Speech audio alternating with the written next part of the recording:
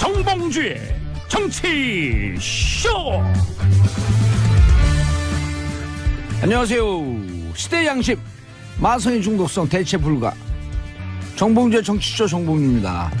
지금 이 시간 여러분이 가장 많이 찾아온 실시간 검색어 체크해봅니다. 포항 여진 오늘 새벽에도 규모 2.2 여진이 계속됐습니다. 계속되는 지진 지역 주민들은 계속 불안해하고 있죠. 수원 광교 화재 공사 현장에서 불길이 솟았고요. 한 명 사망, 동료 대피시키다가 목숨을 잃었다는 짠한 소식입니다. 어제는 소방청에서 대응을 신속하게 잘했다는 박수를 받고 있습니다만 한 명의 사망, 14명은 가벼운 경상이라고 하죠. 왜 이렇게 사건 사고가 끊이지 않는지 모르겠습니다. 자, 장자연 검찰 과거사위원회가 장자연 성상납 사건 재수사 검토하고 있습니다. 그럼 네 번째 박근혜 구치소 검찰이 방문 조사하겠다. 자, 이 중에서 봉도사가 고른 오늘의 실시간 검색어 장자연입니다. 억울하게 목숨을 끊은 젊은 영혼의 한을 풀어주소서. 심장이 다 아픕니다. Heart. 예. 언론.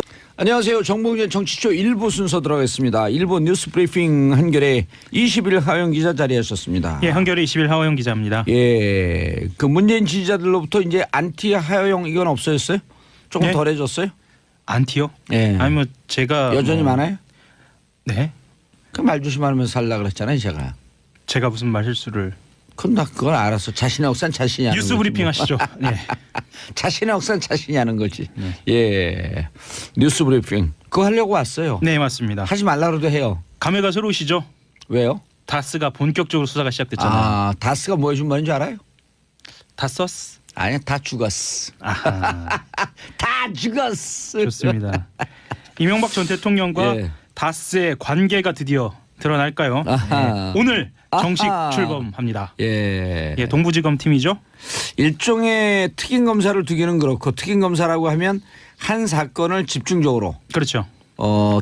특별 검사는 아니고 특임 검사라고 하게 되면 검찰 내부에서 한 사건을 집중적으로 그것만 수사를 해라. 네. 라고 특임 검사를 임명해 주면 좋겠지만 일종의 객관성을 확보하기 위한 절차죠. 그렇죠. 그렇게 예. 되다 보면 지금 검찰에 대한 불신을 반영하는 것이기 때문에 특임 검사는 아니지만 스스로 인정하는 꼴이 되니까요. 그렇게 해서는 안 되고. 동부지검에다 내렸을 땐 동부에 일단 선수들이 많다. 그렇죠. 동부가 이것에 믿을 만하다. 특화된 수사팀이다. 예. 그리고 또 하나는 그때 정호영 특검팀에 예.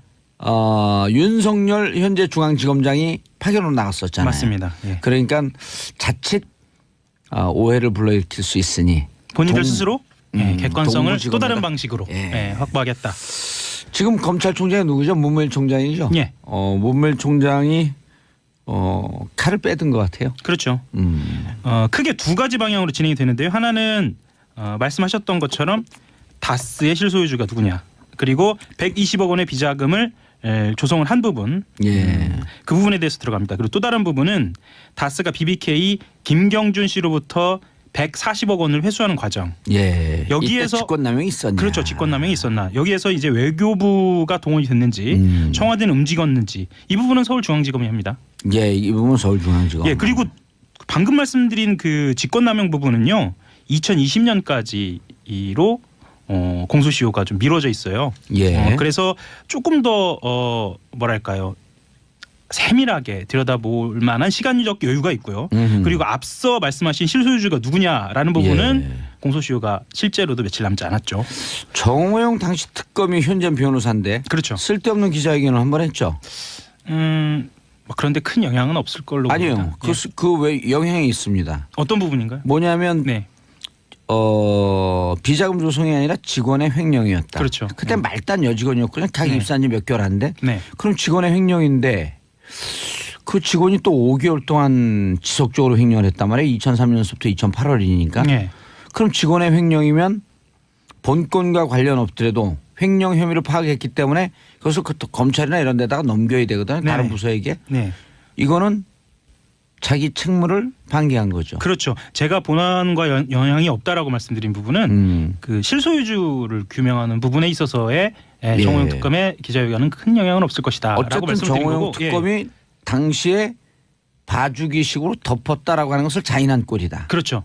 아하. 그렇기도 하고요. 예. 실제로는 그때도 말은 나왔었죠.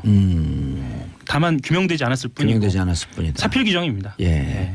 그때 검찰에서는 도곡동 땅의 실소유자는 제3자의 예. 소유다. 제3자라고 했고. 그런데 특검에서는 예. 이상은 씨 것이 맞다. 이랬단 말이에요. 그렇죠. 어. 사실 제3자라고 얘기하는 게 더 솔직한 거였죠. 그렇죠. 솔직한 거였죠. 네. 검찰이 본연에 왜냐하면 그때 검찰은 나름대로 참여정부 끝 무렵의 검찰이었기 때문에 5년 동안 정치색을 좀 뺐거든요. 네. 그렇기 때문에 검찰에서는 객관적으로 발표하려고 노력을 했고 특검은 꼬리곰탕 먹고 취했고. 그리고 실제로 후배들이 보고 있고요. 그러니까 후배 검사들이나 동료 검사들이 보고 맞아요. 있고 사건은 남습니다. 예. 그래서 역사가 이것을 다시 규명하거든요. 실제로도 그렇지 않습니까? 지금 창고에 들어갔다 언젠간 다시 나오는 거죠. 캐비넷을 여는 거죠. 캐비넷을 여는 거. 예. 어허. 오늘 본격적으로 수사팀이 출범을 하면은요. 예. 이제까지 다스 의혹 취재해온 주진우 기자도 참고인 신분으로 예, 검찰 조사를 받게 됩니다. 검찰에서 참고인 신분으로 요청을 했죠. 네. 자, 그런데 120억의 실소유주가 네. 만약에 150억의 용처가 나온다면 네. 근데 그때 공교롭게도 또 대선을 앞두고 있는 시점이에요. 이 돈이 맞습니다. 대선하는데 흘러 들어갔다. 그럼 대선은 누구 대선이었나요? MB 대선 아니었나요? 이 정도면 삼척 그렇죠. 동자도 추정할 만하다. 추정할 만하다. 예, 추정할 다만 만하다. 검찰은 예. 이것의 근거와 증거를 잡는 역할을 하는 것이다. 예. 그리고 동부지검으로 간 사안에 대해서요. 중앙지검이 아닌 동부지검으로 갔어 이렇게 생각하시는 분도 많을 텐데요. 실제로 팀장을 맡게 된 문찬석 동부지검 차장검사 같은 경우에는 문찬석입니다. 몇 기인가요? 기수는 저희가 파악을 못했는데요. 예, 23기 아니면 24기죠. 그 정도로 추정이 됩니다. 예, 왜냐하면 23기가 검사장을 달았고 24기가 올해 차장으로 승진했으니까요. 정확하십니다. 그럼요. 역시 예. 법조 쪽은 정확하십니다. 기업 관련 수사에 정통한 인물로 알려져 있고요. 기업 관련 수사. 예, 주가 조작이 주특기입니다. 아하. 조작이 주특기가 아니죠. 주가 조작을 잡아내는데. 예, 그렇죠. 3차장 예. 한창훈 검사하고는 누가 한 수위인가요? 이런 표현을 쓸지 모르겠는데. 한창훈 맞죠? 한창훈인가? 한창훈. 예. 막상막하 아. 정도 되지 않을까요? 한창훈 검사가 27기. 네. 27기의 에이스. 네. 이른바 알파고라고 하는 인공지능으로 불리는. 이 문 검사 같은 경우에는 네. 증권범죄 합동수사단장도 지냈어요. 오호. 예. 그래서 적합한 인물이다 이렇게 평가를 받고 있습니다. 선수다. 네. 검찰에서 자타가 공인하는 선수가 붙었다. 네, 지켜볼 일입니다. 예. 그리고 주진우 기자도 오늘 출석해서 이러저러하게 도움을 많이 줄 것이니까요. 예. 네. 주진우 검사가 어제 주진우 기자. 주진우 기자가 네. 어제 밤 정확하게 12시쯤에 네. 검색 순위 6위에 올라가 있어요. 무슨 일인가요? 그래서 무슨 일인가 들여다봤더니 바로 참고인 조사로 예. 출석한다. 그렇죠. 예. 저는 이 실시간 검사하는 것 때문에 새벽 4시까지 잠을 못 자요. 어제 그 봉도사님 실시간 검색은 안 나온 것 같죠? 저는 안 나오죠. 제가 왜 나옵니까? 그렇죠. 예, 네. 다 죽었어. 다 써. 알겠습니다. 자, 예. MB 국정원 정치개입 문건 715건 대통령 기록관에 봉인됐다. 이건 뭔가요? 이것 또한 의미는 아주 커 보입니다. 예. 어떤 부분이냐면 국정원하고 경찰이 국내 정치에 개입한 것을 추정케 만드는 이명박 정부 시절에 작성된 문건 715건입니다. 예. 이게 개입이라는 말은 좀 너무 완화된 표현이고요. 사찰이죠. 그러니까 당시 야당 정치인을 사찰한 보고서가 포함되어 있고요. 그 내용을 좀 보면은 우상호 좌익 진영의 대선 견약 물밑 움직임의 촉각 뭐 이런 내용도 있고요. 민주당 조선일보의 박원순 죽이기 기획 주재설의 촉각 뭐 이런 내용도 있고요. 요 정봉주도 있던데. 네, 그렇죠. 예. 2040 대정부 불만 요인 진단 및 고려사항 뭐 이런 것도 있고요. 예. SNS 선거 영향력 진단 및 고려사항 뭐 이렇게 해서요. 청와대에서 유력한 야당 정치인이나 SNS와 관련돼서 아주 매우 지대하게 관심이 많았던 것으로 보이는 문건들이 다수 포함되어 있습니다. 이 문건 같은 경우에는 사찰 문건이네요. 그렇죠. 이 문건 같은 경우에는 실제로는 조사나 수사가 이루어졌어야 하는 부분들이거든요. 예. 그리고 청와대가 어느 정도 개입이 되어 있는지도 들여다봤어야 하고요. 예. 다만 이 문건들이 당시에 디도스 사건 때 그 만들어진 특검팀에서 확보를 한 것이었거든요. 그래서 당시에는 수사범위에 포함되어 있지 않다라는 판단을 해서인지 압수물 처분 규정에 따라서 반환한 것으로 그렇게 알려져 있습니다. 예. 그런데 당시 지휘 라인을 보면 황교안 장관이나 김진태 총장, 뭐 김수남 서울중앙지검장 등이 있어서 이게 과연 공명정대하게 반환이 됐느냐, 그리고 이 내용에 어떤 부분이 있느냐, 또 수사를 해보면 어떤 범죄 혐의가 드러나느냐, 또 타고 올라가다 보면 이명박 대통령의 지시가 혹시 등장하지는 않을까, 뭐 이런 의혹들, 이런 의심들이 충분히 제기될 만합니다. 반환이 아니라 대통령 기록관에 이관된 거죠. 이관입니다. 이관이죠. 예, 이관입니다. 그래서 이 봉인된 부분을 네. 고검장인가요? 고검장의 영장이 있으면 들여다볼 수 있는데 들여다보겠다는 겁니까? 안 들여다보겠다는 겁니까? 그 부분에 대해서는 지금 판단은 필요합니다. 왜 판단이 필요하냐면요. 예. 이게 지금 감찰 중에 지금 나온 거잖아요. 아하. 감찰 중에 나온 거고 어디 감찰 중이에요? 대검에서 특별감찰단에서 지금 파악을 한 겁니다. 그리고 실제로 이때 관련자 20여 명을 불러서 조사한 것으로도 알려져 있고요. 예. 예. 그래서 그런데 이 또한 덮었다고 봐야 되는 건가요? 지금 감찰단이요. 예. 지금 아니, 감찰단 그때 당시에는 덮은 거죠. 덮은 거죠.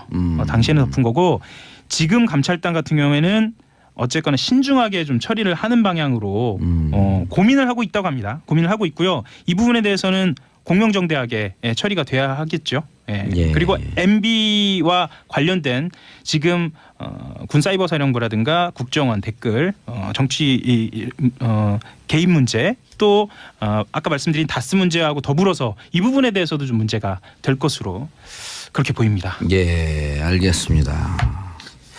어떻게 될지, 이것도 기록관에 봉인된 것을 들여다볼지 네. 말지는 대검이 고민에 빠졌겠네요. 예, 절차에 따라서 진행을 할 것으로 보입니다. 알겠습니다. 네. 자, 박근혜 대통령 오늘 검찰이 방문 조사한다. 예, 예, 이거는 실시간 검색어도 떴었는데요. 예. 서울중앙지검 특수 3부입니다. 오늘 오전에 서울구치소 방문해서 국정원 특수활동비 수수 혐의를 받고 있는 박근혜 전 대통령 조사하는데요. 예. 지금 재판을 보이콧하고 있어요. 보이콧하고 있어서 이 방문 조사 또한 제대로 응할지 이것은 미지수입니다. 예. 응하지 않을 것으로 사실 전망하고 있고요. 국정원 특수활동비 수수 혐의 포함해서 화이트리스트나 세월호 보고 시간 조작 등을 집중 조사할 예정입니다. 예. 이거하고 포함해서 박근혜 대통령 근황 이야기도 좀 나오고 있어요. 독방 예. 지금 있죠. 예. 3.5평입니다. 3.5평 꽤 넓은 거 이만해요. 지금 우리 지금 스튜디오가 3.5평인가요? 요거보다 조금 작습니다. 아, 그래요? 예. 평소에는 방 청소 식사 설거지 하고 있다 뭐 이런 얘기까지 나오고요. 예, 그리고 1시간 정도 걷는 운동, 매일 하루에 1시간 정도 걷는 운동이 있나 봐요. 원래 서울구치소는 30분 주는데요. 네. 전직 대통령이니까 뭐 조금 더 주겠죠. 아, 그런가요? 예. 그리고 독서를 하는 것도 알려져 있는데요. 이 말씀 조금 드릴까요? 김주영의 대하소설 객주. 아하. 재밌는 건 만화가 하나 있습니다. 예. 예, 바람의 파이터라는. 바람 파이터 배달. 예, 최배달이 나오는. 최배달 만화고 우리 20년 전에 본 건데. 그렇죠. 예. 예. 이게 그 넘버 3 아시죠? 그 예. 영화. 예. 그 넘버 3에 나온 대사로도 유명하죠. 너 소야? 일로 와봐. 뭐 이런 거 있잖아요. 아, 너 소야 이리 와봐. 예. 빡 치킨 거 소뼈 예. 부러뜨. 예. 소 부러질 뿔 때까지. 부러- 예. 예. 소 뿔 부러뜨리고. 네. 오호. 뭐 그런데 바람의 왜 이거를 파이터. 오. 왜 이거를 읽고 있을까? 뭐 이런 해석도 등장합니다. 예. 예. 역경을 극복하고 이겨나가는 인물들의 모습. 뭐 이런 것 때문에 읽고 있지 않나? 뭐 이런 해석들도 나오고 있습니다. 본인을 스스로 역경이라고 생각하는 원래 거죠. 꿈보다 해몽이에요. 네. 예. 다음 뉴스 포항 여진 계속되고 있다고요? 지금 26일 오전 4시 5분쯤에 예. 포항시 북구 북쪽에서 규모 2.2의 지진이 발생했는데요. 예. 어제죠. 여진입니까? 아니면 새로운 지진입니까? 여진입니다. 여진이에요. 이재민들은 여전히 체육관 생활하고 있는데. 예, 체육관 생활하고 있고 사실 날도 춥잖아요, 지금. 예, 많이 알려져 있지 않은데 감소하던 이재민이 조금 더 늘었어요. 왜요? 이게 피사의 아파트라고 뭐 이런 얘기도 나왔는데 아파트가 대성 지운 아파트. 거군요. 예. 그래서 안전 점검 결과가 나왔는데요. 23일 날 예. 30여 가구가 대피소로 옮겼어요. 이게 안전 점검. 안전 D 등급 좀 나왔나 보네요. 예. 그래서 거주하기가 기등급인 불가능하다. 예, 거주가 불가능하다. 그래서 좀 감소를 하다가 예. 흥해 실내체육관에 400명이 조금 넘습니다. 아하. 400명 정도 있고요. 독도 체험 수련관에 117명, 232가구나 아직도 연말에 있습니다. 진짜 그 국민 모두 여러분 모두 관심을 좀 가져줘야 되고요. 네, 정부 관계자들도 좀 관심을 갖고 빨리 거주지로 임시 거주지를 좀 만들어 갖고. 그럼요. 이게 텐트 생활이 너무 힘들거든요. 그리고 그 요즘 독감 유행이잖아요. 그렇죠, 그렇죠. 예. 체육관은 독감 걸리면 또 한 번에 쫙 퍼지니까. 네, 알겠습니다. 포항 이재민 관심 가져주시고요. 하영 기자님 인사하시고요. 네, 한겨레 11 하호영이었습니다. 감사합니다. 예, 저는 광고. 안녕하세요. 정봉재 정치쇼 2부 순서 송년 특집 2017년을 흔든 언니 뉴스 샵1035 짧은 문자 50원 긴 문자 100원. 오늘은 아무 패널이 다 계시구나. 자, 오늘 함께 하실 분. 우린 유령입니다. 함께 하실 분 누구시죠? 최민희 의원님. 안녕하세요. 예. 양지열 변호사님. 네, 안녕하세요. 예. 고란 사이. 네, 안녕하세요. 중앙일보. 며칠 전에 우리 어머니 구순잔치를 했는데 고란사를 못 불렀네.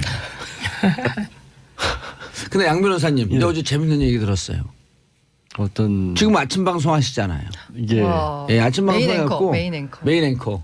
그 이제 그 양 변호사님이 그랬대 PD한테 다른 걸 다 접고 여기 집중하겠습니다. 그랬더니 그냥 자유롭게 하세요. 누가 그런 얘기를 또 그게 그 팩트예요. 가짜 뉴스예요. 누가 그런 얘기를 하던가요? PD와 저는 그런 대화를 나눈 적이 없습니다. 가짜 뉴스죠. 근데 네. 가짜 뉴스다 그랬어. 예. 왜냐면 양지열 변호사가 그럴 뿐이 아니다 절대로. 언니 저희를 뉴스를 버리시면 안 버릴 되죠. 뿐이 아니다. 그렇지. 아니 근데 언제까지 해요 그거? 아직 논의가 안 됐습니다. 왜 다른 방송 스케줄을 제가 여기서 얘기를 논의를 하고 아니 있는데. 나는 메인이 되라고 막 계속 박수를 치고 있거든. 어차피 겹치는 시간이 아니니까 네. 저희를 버리지 마세요. 우리를 아니 고 기자님이 또 우리를 어여삐 굽어 살피소서. 왜 예. 그러세요 연말에 갑자기? 목소리는 남자 목소리 예. 세상에. 평소에 잘해주시지 갑자기. 자 오늘은 송년 스페셜 2017년을 흔든 언니 뉴스를 골라봤습니다. 최민희 의원님 예. 뭐예요? 예, 2017년을 흔든 언니 뉴스 첫 번째 예. 82년생 김지영 신드롬을 가져왔습니다. 예. 혹시 봉도사님은 읽으셨죠? 읽었죠. 예. 이게 조남주 작가의 소설인데요. 예. 이 82년생 김지영이 정말 많은 여성들에게 공감을 얻었습니다. 저는 그걸 보면서 실화인 줄 알았어요. 근데 실화죠 사실은. 실화죠. 실화죠. 예. 그리고 실화의 베이스를 둔. 이게 네. 82년생 김지영이 왜 제목이 82년생 김지영인지 몰라요. 82년생 중에 김지영이? 가장 많은 여자 이름이 김지영이래요. 네. 그 통계청에서 발표한 거예요? 네, 예. 예, 가짜 이거- 뉴스 아니에요? 아니 실화입니다. 실화. 그럼 실화인데 83년생은 뭐예요? 제일 많은 게. 모르겠습니다. 81년생은요? 모르겠습니다. 60년생 제일 많은 이름이 뭔지 모르죠. 모든 이름에 봉자가 들어가요. 최민희가 아니라 원래 최봉이었었어요. 최봉이. 네. 근데 이 조남주 작가가요. 원래 방송 이 구성 작가를 오래 해서 나중에 이제 소설 뒤에 보시면 거기에 통계 자료도 많이 나와 있습니다. 그 PD 수첩 작가였던 걸로 알고 네. 있는데. PD 수첩 작가예요? 네. 근데 이제 이 책이 노회찬 정의당 의원이 청와대 오찬 때 예. 이 책 얘기했고 대통령에게 선물한 거죠. 네, 예. 그다음에 그러면서 화제가 금태섭 됐죠. 의원이 더불어민주당 의원 300명에게 선물하면서 뭐 일단 유명해졌는데 그것 때문이라기보다는 읽어본 분들이 계속 권해서 50만 맞아요. 부가 팔린 베스트셀러가 됐는데 저는 이 책을 우리 딸이 읽으라 그래서 읽었습니다. 이거 꼭 읽어야 된다고. 엄마의 의식구조 전환이 필요하다고. 양 변호사님 책 보셨어요? 거짓말하면 안 되죠. 예. 저는 못 봤습니다. 예, 저는 책을 펼치면서부터 눈물이 나더라고. 책을 펼치면서부터. 그리고 지금 표정이. 처음에 그 약간 치매로부터 스토리가 시작이 되잖아요. 네, 네. 이게 어느 날 이게 그 실화일까? 그런데 여성들이 출산 이후에 오는 충격들이 있잖아요. 네, 예. 그런 게 좀 그런 기억이 떠올리니까 이해가 되더라고. 그래서 우리 양 언니처럼 안 읽으신 분을 위해서 줄거리 잠깐 줄거리를 오늘 왜 소개해 드리도록 하겠습니다. 왜 저를 이렇게 계속 공격하시죠? 공격이 아니고 배려인데요. 네, 알겠습니다. 예. 눈빛쯤 지금 레이저를 쐈어요. 봉도사님이 지금 말씀하셨듯이 어느 날 갑자기 34살 김지영 씨가 그 약간 빙의 현상을 보이는 겁니다. 예, 그래서 친정 어머니가 빙의한 것처럼 해서 친정 어머니가 할 수 있는 속마음을 털어놓는 거예요. 예, 그런 식으로 이상 증세가 나타나고 남편한테는 네. 남편이 사귀던 옛 애인의 모습으로 빙의를 하는 거예요. 아. 예, 그래서 남편에게 그 못다한 얘기 있잖아요. 예. 사실은 김지영 씨의 속마음이죠. 그게 그런 얘기들을 하는 장면이죠. 그래서 남편이 처음에 이상하게 생각하다가 이제 병원에 병원을 데리고 데리고 가고. 가서 치료를 받으면서 그 치료 과정에서 김지영 씨가 겪은 정말 이거는 공식적인 통계 안에 숨어 있는 그 자질구레한 일상 속에서의 성차별, 일상 속에서의 비적대적 모순관계 속에서의 모든 압박 그런 것들이 운동권 용어로 써 거기다. 그게 너무나 정확한 것 같아요. 이 경우는. 예. 네. 그래서 그 얘기를 쭉 풀어나가는 거죠. 우리 옛날 학생 운동할 때 맨날 적대적 모순이냐 비적대적 모순이냐 갖고 맨날 싸웠거든요. 네, 근데 이게 정말 어떤 부분에서 좀 막 살 떨리는 느낌이 드는 게 정말 우리가 겪은 모든 상황이 장면에 맞아요. 적나라하게 묘사가 돼 있죠. 그리고 저는 그 대목에서 또 가슴 아팠던 중에 하나가 낮에 그 애를 재우고 커피 1,500원짜리 커피를 사 먹는데 맘충. 그 지나가던 직장인들이 아유 팔자 좋다. 남편은 나가서 이제 개고생하는데 저렇게 앉아서 커피 마시고 맘충이라 그러면서 지나가죠. 네, 맘충. 그래서 집에 와서 이제 저녁에 울면서 남편한테 얘기해. 내가 그렇게 고생하면서 나도 우리 집안을 일궜는데 이거 1,500원짜리 커피 하나 먹을 자격이 없냐고. 걔 막 울면서 얘기하는데 무슨 미안함이 있냐면 낮에 그 동네에서 이제 선거운동 하다 보면 낮에 이제 몰려다니면서 밥 먹고 다니는 아줌마들이 있거든. 이거 속으로 무척 욕했거든. 어머 왜 점심에. 욕하셨어요? 아니 근데 왜 그랬냐면 가장 떠들고 가장 목소리가 큰 분들이라 그러고 10,000원 넘어가면 또 그 음식점 막 욕을 해요. 9,900원이지 10,000원이 넘으면 어떡하냐고. 근데 그럴 때 사실 겉으로 티는 안 내지만 남편들은 고생하는데 저렇게 몰려다니면서 막 밥 먹고 이러는 게 속으로 좀 부정적으로 생각한 게 막 미안하더라고요. 전업주부는 24시간 노동이에요. 맞아요. 네. 그래서 우리가 또 그 국회에서 잘리고 난 다음에 전업주부도 해봤잖아요. 네. 그런데 저는 이제 우리 세대에는 예. 그런 일들이 비일비재였어요. 그런데 이 82년생 김지영의 경우는 배울 만큼 배웠고 부모들이 남녀 차별 없이 교육시킨 세대거든요. 뿐만 아니라 페미니즘이 어느 정도 막 그냥 초기 논란이 아니라 그냥 일상으로 자리 잡아가는 그 과도기인데 우리가 겪은 거랑 똑같은 걸 겪더라고요. 그게 저한테는 참 이상했어요. 저는 굳이 책을 안 읽은 변명을 하자면 사실 이제 제 동생들이 이 또래 동생들이 있고 저는 여동생이 셋이나 되거든요. 그래서 이제 그래서 그럼 광주에 있는 양언니구나. 한의사는 여동생이에요? 예. 남동생이 아니었어요? 아 그럼 진실 가서 약을 받아올 거. 아니 왜 여동생을 남녀 차별을 그런 식으로 하십니까? 남비 여존사. 남비 여존 사상이 너무 투철하시구나. 그리고 이제 제가 딱 직장 생활을 하고 한 10년 정도 저랑 이제 후배들이다 보니까 급격하게 여자 후배들이 늘어나는 현상을 저는 이제 안에 있으면서 겪었거든요. 그래서 실제로 정말 제가 입사했을 때는 전체 예를 들어서 기자들 중에서 300명 기자들 중에서 여자 선배가 한 5명 있었나 그런 분위기였다가 갑자기 확 여자 후배들이 늘어나면서 이 후배들이 어떤 고생을 하는지 또 그 과정에서 어떤 충돌이 있는지를 너무나 많이 봐서 이걸 굳이 책으로 또 읽어야 돼 하는 생각을 했거든요. 아, 그게 주변에서. 달라요. 아니 근데 이제 그때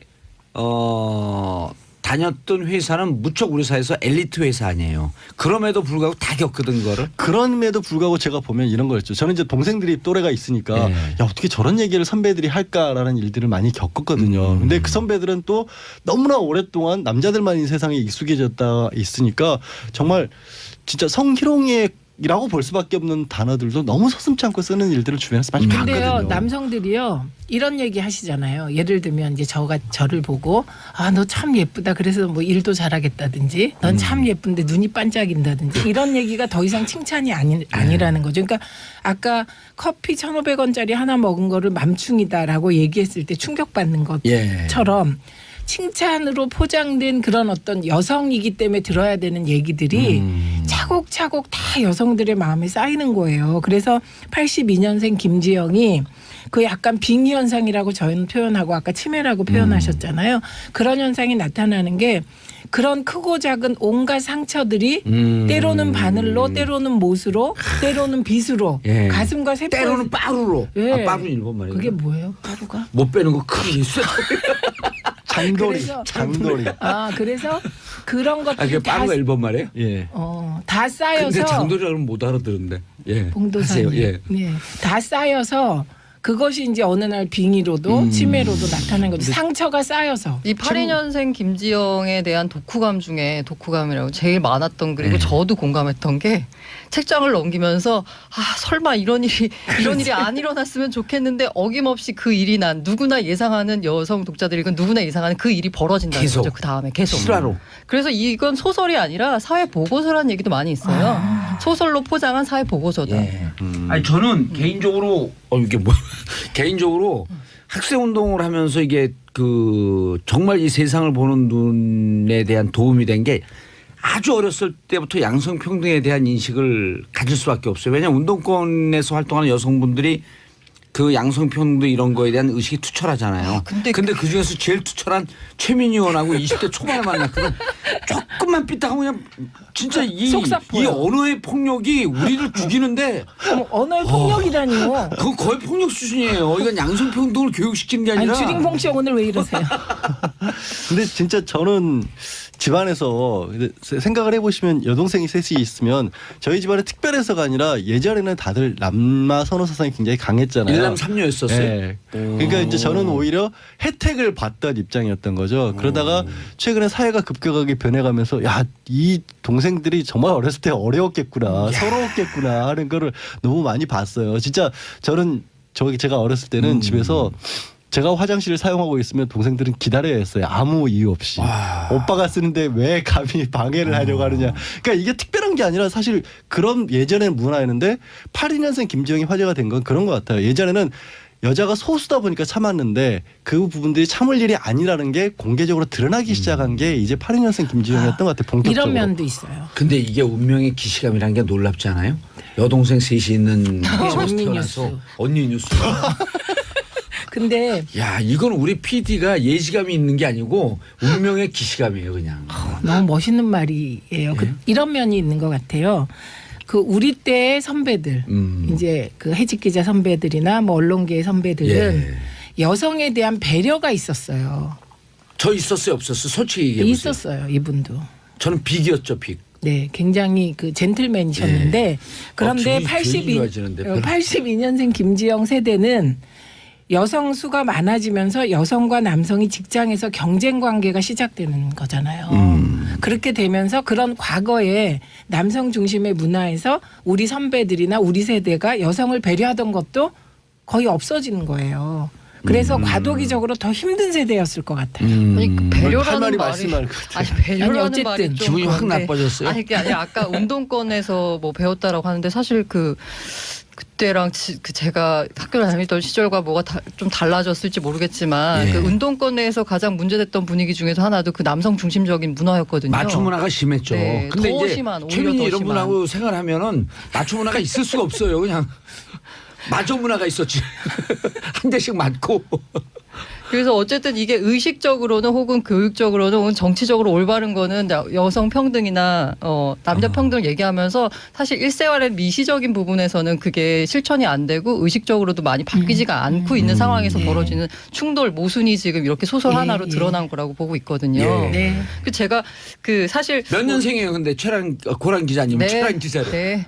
2000년생이죠? 네, 그렇습니다. 아니, 2000학번이고 82년생이죠? 아니 아닙니다. 2000년생이라니까. 네, 왜 얼굴이 붉어지고 어머, 여성은 버벅거리세요? 네, 아, 네, 이거 뭐 그렇습니다. 나이 물어보면 안 되는구나. 죄송합니다. 02년생에게 82년이냐고 물어봐갖고. 네. 그래서 이 책을 보시면은 제가 예. 약간 자랑할 게 그 책의 해설을 쓴 여성학자가 있는데요. 아, 제 친구분이세요.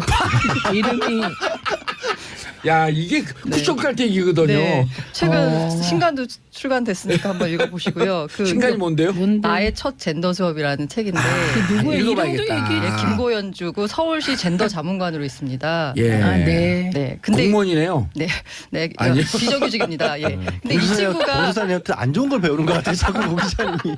아니 이 친구가 난 잘못 가르친 것 같아요. 저는 이 소설보다도 뭐 친구라서 그런 게 아니라 이 해설이 그래서 상당히 공감했는데 그 해설에서 상당히 공감했던 표현이 뭐냐면 그 맘충이라는 표현. 그때 제가 애를 낳고 저도 맞아요. 맘충으로 약간 취급받는 그런 시절에 타인에 대한 돌봄이 사라진 시대에 거의 유일하게 타인을 돌보고 있는 존재인 엄마에 대한 표현이 맘충이라는 거예요. 슬퍼지려고 그랬어요, 네, 순간적으로. 저는 그러네요. 예. 이 부분 타인에 대한 돌봄이 사라졌는데 유일하게 타인을 돌보는 존재가 엄마인데 그 엄마를 맘충이라고 하는 거죠. 근데 저는 좀 보면 이런 얘기 나올 때마다 그런 게 여성분들 사이의 갈등도 의외로 심한 것 같아요. 이건 남녀의 문제보다도 어쩔 때는 여여 갈등으로 몰아가려고 아니, 그러는데 몰아가는 게 아니라 뭔가 프레임 전환을 프레임 전환 시도하는 거 아니 프레임 전환 시도하는 거 맞는 것 같죠? 네, 그 코끼리도 뭔가 생각하지 이상해서 마세요. 제가 얘기할래요. 예. 예, 뭐냐면 이게요. 지금 고란사 고란 기자님 말씀이 맞는데 이게 통계로도 네. 82년생 김지영의 어려움이 확인됩니다. 그래서 82년생 김지영 세대에 기혼 여성 중 5명 중 1명이 경력 단절 여야고요. 그러니까 여기도 경단녀 얘기가 계속 나오는 거 아니에요? 여기 네. 그리고 경단녀 그러니까 직장을 그만둔 이유가 결혼, 육아, 임신, 출산 이게 91%예요. 그러니까 대부분이 다 김지영 씨와 같은 이유로 직장을 그만뒀다는 거죠. 그리고 아까 그 5명 중 1명꼴로 경단녀라 그러는데 실제로 경단을 했다가 다시 직장을 구한 사람까지 포함해서 그 기혼 여성 중에 경력 단절 여성이거나 경력 단절 경험이 있는 여성이 2명 중 1명꼴이라고 합니다. 50%. 네. 알겠습니다. 최남희님 나도 읽어봐야겠어요. 정수진님 전 봉도사님 추천으로 10년 만에 구입 후 읽었네요. 제가 딱 81년생이거든요. 공감이에요. 김지영님 전 80년생 김지영입니다. 정치쇼에 제 이름이 나오다니 영광입니다. 축하드립니다. 예, 그런데 어쨌든 그 우리 사회 여성의 문제를 경단녀의 문제를 드러냈지만 가슴 아픈 스토리 아니에요. 자, 다음 이슈 고란 기자님이 골라온 뉴스요. 어떻게 보면 연결된다고도 볼 수 연결되는 있는데요. 거네요. 여혐 논란인데요. 예. 일단 이게 또 왜 2017년을 흔들었냐. 사실 2016년에 강남역 묻지마 살인 사건 예. 여기서 여혐 논란이 불거졌거든요. 그런데 이번에 또 왁싱샵 살인 사건이 벌어졌습니다. 이게 뭐냐면 올 7월에 혼자 예. 왁싱 이게 제모죠. 업소를 운영하던 30대 여성이 손님을 가장해서 찾아온 남성에게 살해가 됐거든요. 근데 이 남성이 왜 이 여성을 그 살해 대상으로 골랐냐? 그러니까 인터넷 방송에서 BJ가 해당 왁싱샵이 여성이 혼자 있는 외진 곳이다라고 강조를 했고 이런 주인을 성적 대상으로 보는 시각이 담겨 있었잖아요. 그래서 여성이라는 이유만으로 대상화되고 살해당했다. 그래서 여혐 논란이 빚어지면서 왁싱샵 여혐 살인 사건 해시태그가 확산됐고요. 제2의 강남역 살인 사건으로 불리면서 이 여혐 살인 공론화 시위까지 벌어졌습니다. 예. 근데 제가 이 얘기를 하면서 저도 처음에 이 여혐이라는 말을 처음 들었을 때 이게 왜 여성 혐오지라는 말을 했는데 이 찾아보니까 이 여혐, 이 여성 혐오라는 말이 그 페미니즘에서 나오는 미소지니를 번역한 표현입니다. 근데 이 미소지니가 뭐냐면 여성에 반하는 뿌리 깊은 편견, 여성이라는 이유만으로 낙인 찍거나 남성보다 열등한 존재로 여기는 생각 이런 거를 의미하는 거거든요.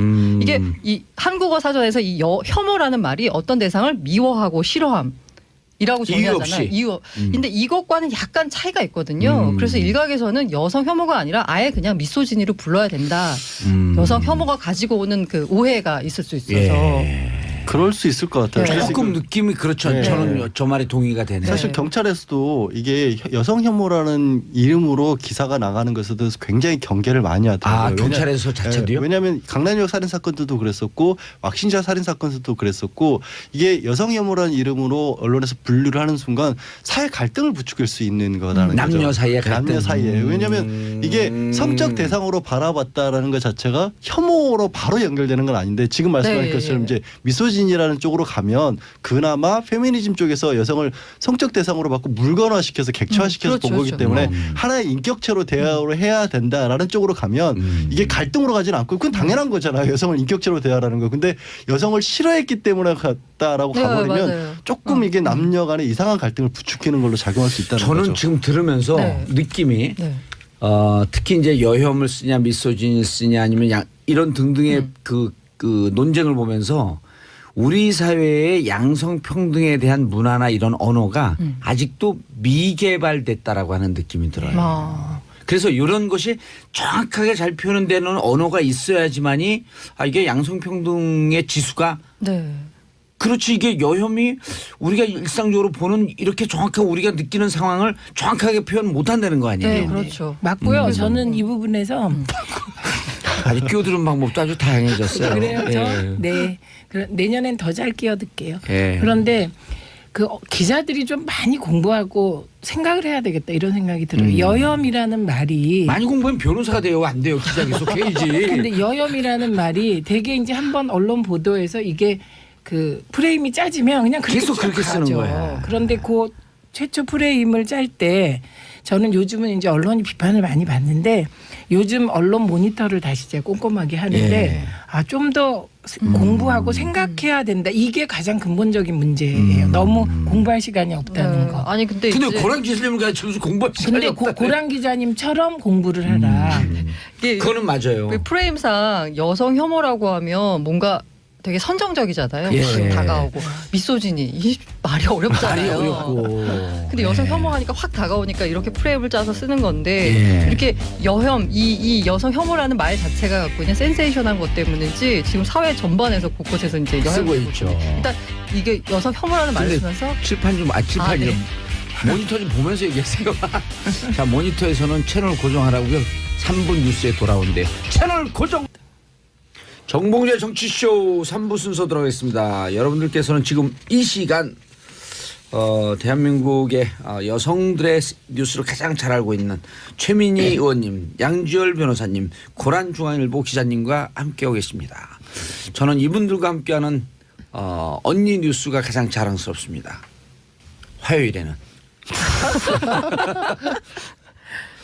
수요일에는 이제 삼변시대라고요. 목요일에는 아빠들의 뉴스. 금요일은 UFC, 월요일은 최박장. 근데 각 매주 하는 것 자체 하나하나가 레전드예요. 아, 네. 그래서 이제 일주일을 쭉 해보면 레전드 복수. 갑자기 영어 시간으로. 근데요. 예. 유아인의 애호박 네. 논란은 뭔가요? 그 애호박 게이트로까지 얘기가 되는데 그게 에어박 게이트 그렇죠. 아니 이게 이제 누가 유아인을 씹은 거죠. 네, 유아인이 그래서- 의미 있는 얘기와 사회적 발언을 많이 하니까 유아인은 냉장고를 열고 애호박을 봐도 의미 있는 얘기를 하지 않겠냐라고 하면서 비아냥거린 거예요. 그랬더니 애호박이 이제- 참 외롭겠구나. 뭐 이런. 그랬더니 유아인이 애호박으로 맞아봤음이라고 이제 농담을 했는데 예, 그게 이제 이게 퍼진 왜 거지. 여혐 논란으로 비화됐는지 잘 아 그래요? 모르겠는데 여혐 예. 논란으로 갔어요? 비화되면서 갑자기 유아인이 그 설전의 오간권 때 나는 페미니스트다 이러면서 난데없는 페미니스트 선언을 하면서 왜냐하면 유아인 씨가 어린 나이임에도 불구하고 네. 사회적 개념 그러니까 그 미닝아웃을 많이 해요. 글을 참 잘 쓰시더라고요. 예. 이 배우분이 이렇게 글을 잘 쓰시나 싶을 정도로. 아니 그리고 어머? 본인 그거는 배움이에요, 배움. 죄송합니다. 네. 네.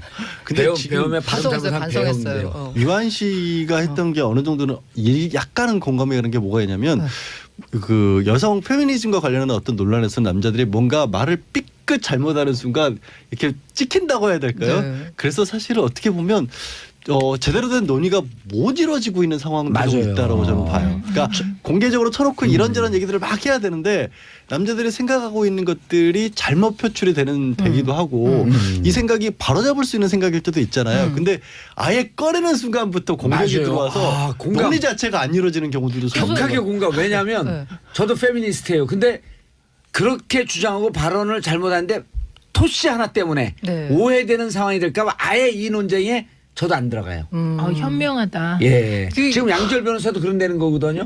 이게 일종의 아까 프레임이라고 말씀드렸는데 이 여성 혐오라는 말 자체가 갖고 오는 이런 대결적 구도 이것 때문에 뭔가 말씀하신 대로 뭔가 약간 잘못하면 특히 그 화자 말을 하는 사람이 남성일 경우에는 뭔가 잘못하는 경우에는 바로 이게 여혐으로 연결이 그렇죠. 되는 또 오히려는 우호적 발언하고 지지하는 발언에도 너 뭐 가리려고 일부러 과장하는 거 아니야? 라는 시선까지 있어요. 네. 그렇기 때문에 불안해서 못 들어가는 거야. 그래서 어떻게 양절 변호사님 격하게 공감하시죠? 네, 그렇습니다. 네, 이게 우리 메갈- 남자 만나봐. 이게 막 정의당까지 같이 해서 메갈 논란으로 뜨겁고 아, 막 네. 올해 유독 뜨거웠던 것 같아요. 왜 그랬을까요? 이게 아까 김지영 그 네. 소설 논란? 하면서 그 페미니즘이 부각이 되면서 그에 대한 반발로 오히려 여혐이 더 됐다라고도 볼 수 있는데 전 다른 각도로 생각해요. 음. 그 양성평등으로 가는 성장통을 겪고 있는 것 같아요. 그렇죠. 예. 그렇게도 동의. 보고 예. 어떻게 보면은 남성들이 기존에 가졌던 그런 기득권이라고 해야 되나 일종의 어떤 권력이 지금 현재는 점점 이렇게 무너지고 있는. 무너지는 거잖아요. 잃는 게 아니죠. 정상으로 돌아가는 그렇죠. 거죠. 정상으로 돌아가는데 한 발 제대로 하세요. 남성 입장에서는 내 거 뺏긴다라고 생각하잖아요. 원래 어느 그런 남성이 어디 있어요? 이러면 요즘. 이제 또 남혐 논란이 아니 그걸 뺏긴다고 생각하는 사람이 어디 있어요? 원래 있어야 될 자리로 돌아간다고 생각하는 거지. 어머. 그리고 아슬아슬하다. 그리고 더군다나 이렇게 특히 이제 젊은 층에서 이게 네. 오히려 더 심한데 여기에는 전반적인 사회적인 청년 실업률의 증가 이것도 한 원인을 한다고 생각하는데요. 알겠습니다. 네, 생각합니다. 예. 아니 그래서 진짜 남자들 입장에서는요. 분명히 그 양성평등에 대한 공감대가 충분하고 페미니즘적 그 마인드가 있음에도 불구하고 자칫 잘못해서 토시 하나로 오해될까봐 말하기가 무척 두려워요. 그래서 요게 이제 성장통을 겪고 누구든지 이렇게 자기 편안하게 찬성도 있고 반대도 있는 사회로 가줘야 돼요. 네.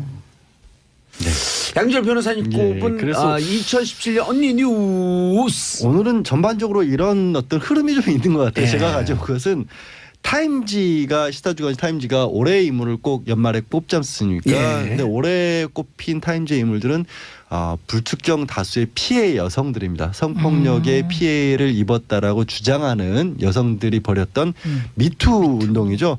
원래 시작은 한 2007년경부터 시작했는데 네. 사실 오래됐네요. 오래됐는데 지난해 10월경에 이제 유명인들이 거론이 되면서 급속도로 얘기가 터진 거죠. 이 뭐 헐리우드의 건물 제작자는 허비 와인스타인이 굉장히 많은 여배우들에게 몹쓸 짓을 했다라는 것을 여배우들이 뭐 앞장서서 폭로를 했고요. 대표적인 인물이 이제 알리사 밀라노가 자기 트위터에서 나도 당했다 하면서 이제 샵 미투라는 어떤 나도 당했다 미투라는 거를 해서 글을 올려보자라고 했더니 갑자기 정말 하룻밤 사이에 관련 글이 1200만 건이 올라오는 일이 있었고 뭐 애슐리 주드, 안젤리나 졸리, 기네스 펠트로 상상도 못할 여성들이 이런 일을 겪었다는 게 알려지면서 글자 그대로 한 80여 개국에서 정말 많은 사람들이 동참을 했던 거죠.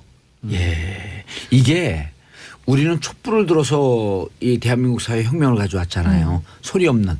근데 이 미투 운동이 어찌 보면 촛불로 깜짝 놀라서 이 지구의 축을 움직여 놓은 것 같아. 우리가 무관할까? 아니요, 지구의 축을 움직였다라고도 할 수 있는 게 이 파장이 어느 정도였냐면 뭐 배우들로 치면 이분들이 연관됐다는 게 저도 참 황당하긴 해서 놀라긴 했는데 케빈 스페이시나 더스틴 호프만 같이 정말 많은 사랑을 받았던 남자 배우들이 연관이 됐었고요.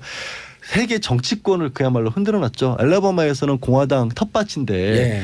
이 보궐선거에서 공화당 후보가 결국 떨어졌고 영국에서는 국방장관 사임했습니다. 그리고 실제 부총리도 자리에서 물러났어요. 스스로 목숨을 끊는 정치인들도 많이 있었습니다.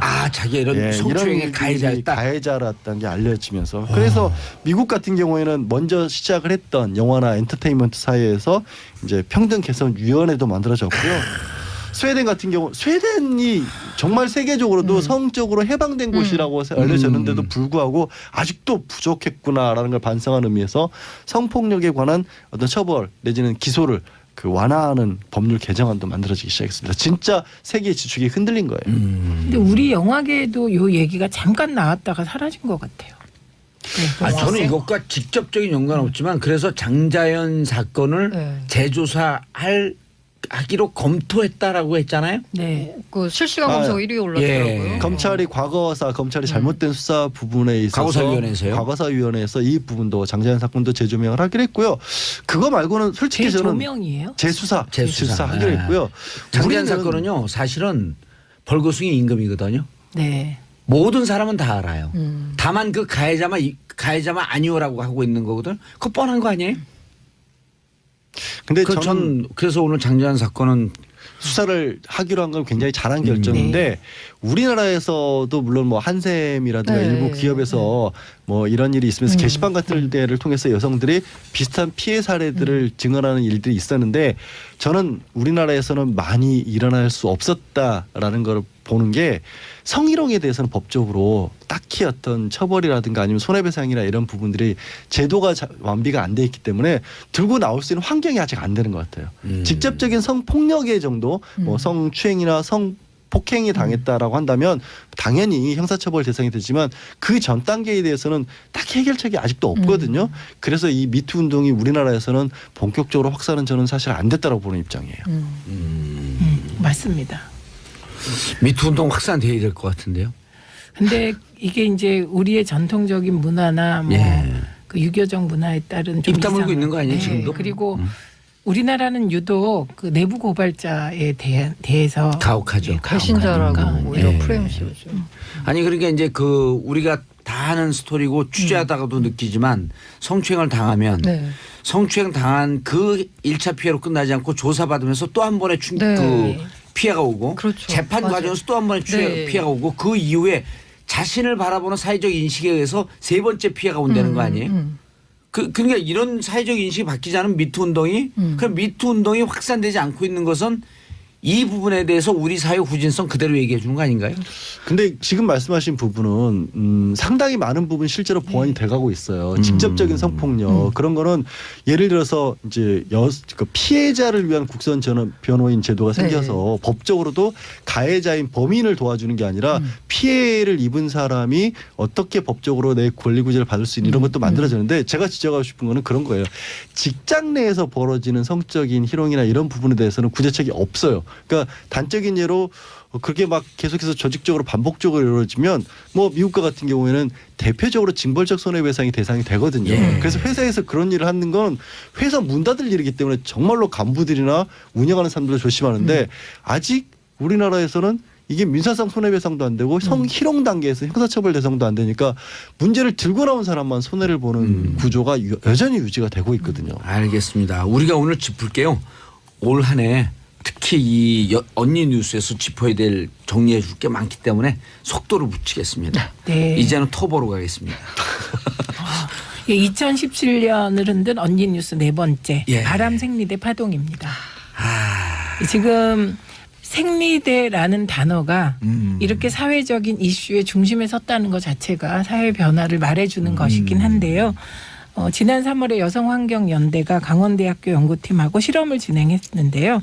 일회용 생리대 10종에서 총 휘발성 유기화합물, 그러니까 TVOC라는 것이래요. 근데 이게 발암물질인데 이게 방출됐다고 발표했습니다.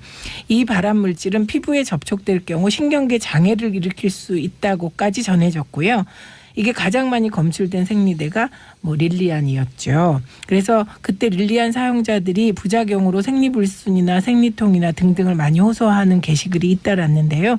이후 식약처가 5개 생리대 제조업체에 대한 현장 조사를 시행했고요.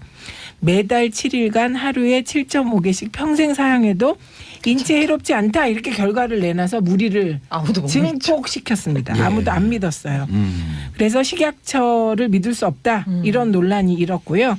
그래서 이 논란은 지금까지도 진행 중입니다. 근데 그 특히 엄청난 충격으로 그 다가온 거 아니에요? 이게 그 남성분들은 모르시지만 여성분들은 정말 거의 한 반평생을 반평생. 예. 함께하는 물건인데 저는 이게 위험할 거라는 생각을 사실 한 번도 해본 적이 없었거든요. 근데 이 걸 보고서 정말 굉장히 좀 충격적이었습니다. 그래서 그 면생리대 쓰는 게 저는 그 뭐 좋긴 하지만 약간 환경을 우리가 뭐 더럽히지 말자라는 예. 차원에서 쓴다고 생각했는데 이제는 내 몸에 좋은 걸 쓰자라는 개념으로 바뀌어서 요 기사를 우리가 다뤘을 때 제가 그때 이제 네, 무슨 예. 말씀을 드렸냐면 지금 느껴보면 어른들은 오히려 이제 이 여러 가지로 사회에 대한 인식이 있어 가리는 게 많은데 중고생 여학생들은 막 또 발랄하니까 자기들끼리 얘기하잖아요. 네. 그쪽에서 사실은 얘기가 2, 3년 전에 먼저 퍼졌어요. 그래서 우리 딸이 중학교 2학년, 1학년, 2학년 딸이 무슨 생리대 쓰면 더 안 좋아진다라고 하는 걸 자기들이 브랜드를 딱딱딱 알고 있더라고. 그래서 내가 우리 딸이 네. 광우병 세대거든요. 광우병 때 초등학교 1학년, 2학년이에요. 촛불소녀. 촛불소녀지. 그래갖고 너무 그런 데 많이 데리고 다녔고 좀 이렇게 불필요하게 저항적이 됐나 해서 내가 야단을 쳤거든요. 어머 그걸 아빠 왜 그러세요? 너는 그런 데 갖고 좀 선동 좀 하지 마라. 근데 아니 그게 아니라 싫어라 그러면서 쭉 얘기를 하는데 친구들이 왔어요. 생일날. 네. 애들 다 똑같은 얘기를 하는데 2학년 아이들이니까 어른들한테 그런 얘기하는 게 별로 부끄럽지가 않은 거예요. 막 얘기를 하는데 6명이서. 그래서 그런가? 우리 딸은 이제 좀 과장이 심하니까 어머, 앞을 근데 닮아갖고 저 삭제입니다 이거. 네, 따님의 근데 인격권을 아니 실제 보호하기 과장이 좀 위해. 심해요. 어머. 아니 저 싫어해요. 아들도 과장이 심하고 그래서 일단 걸러 들어야 돼요. 다. 어머 아빠 닮았다. 얼마나 더 엄마 닮았죠. 아니 근데 그 이후에 생리대 문제가 났을 때 걔들 얘기가 다 사실이었던 거예요. 그 저기 이 대목에서 저만 모르고 혹시 있었네요. 중고등학교 학생들이 배우는 교과서나 내용 보신 적 있어요? 아니, 그 본적 차원이 없어요. 우리 네. 때하고 완전히 달라요. 그렇다고 그랬죠. 예, 윤리와 사상 같은 거 우리는 네. 제목만 쭉 훑고 넘어갔잖아요. 네. 지금 완전히 고대 사상가들부터 쭉 훑고 내용까지 토론하고 넘어가기 때문에 다른 세대라는 점 말씀드리고요. 예. 그러니까 이게 촛불소녀나 예. 그리고 따님 비하는 그만해 주셨으면 좋겠어요. 아니, 그 지금 캐나다 가서 못 들어요. 근데 말씀하신 예. 걸 들으면 저는 이제 답답한 게 뭐냐면 아이들이 몸으로 그걸 느끼고 대중적으로 어떤 확산이 돼서 어느 정도 됐을 만큼 실제로는 경험적으로는 그런 답이 나와 있는데 예. 근데 정보는 과학적으로 실험을 했다고 맞아요. 하면 이런 것들은 항상 답이 안 나와요. 그럼 법적으로도 질질 끌다가 유야무야 되고. 법적으로도 이걸 누군가 소송을 통해서 밝혀낸다는 게 현재 상황에서는 도저히 불가능한데 그러다가 어떤 일이 터지죠? 결국 가습기 살균제 같은 일이 그래서 맞아요. 터지거든요. 예. 그러니까 생리대 자체가 그렇다는 게 아니라 그러면 이거가 아직까지도 해결이 안 되고 있는 거예요. 그래서 빨리 지금으로서. 국회에서 집단 소송제 이런 것도 만들고 그래야 돼요. 뭐 그런 것도 만들기도 해야 되고요. 제발 좀 몸과 관련된 안전장치에 있어서는 좀 왜 그게 안 되죠 아직까지도? 최민희 의원님, 네. 근데 저는 정말 이게 이럴 때 우리 양지열 변호사님이 아주 중요한 지적을 했는데 저는 국회의원을 우리가 혹시 현직에 복귀했더라도 국회의원 하면서 방송 진행을 계속 하는 게 좋을 것 같아요. 왜냐하면 세상과 직접적인 소통하는 이게 창구가 돼요, 채널이. 그거 맞고요. 국회 그래도 있으면 여의도에만 딱 갇혀 있잖아요. 우리 예. 맞아요. 국회의원들이 현역이 이렇게 겸직할 수 있는 법을 만들면 안 될까? 이게 아니 뭔가 거기 사전 정지 작업 전문용어로 예, 근데 밑밥하시는 어쨌든 건가요? 뭔가 프레임의 전환을. 어쨌든 정부와 국회도 가만히 있지 네. 않았습니다. 그래서 대책을 내놓았는데요. 네. 식품의약품안전처에서는 생리대 용기나 포장에 들어가는 모든 성분을 기재하도록 하겠다.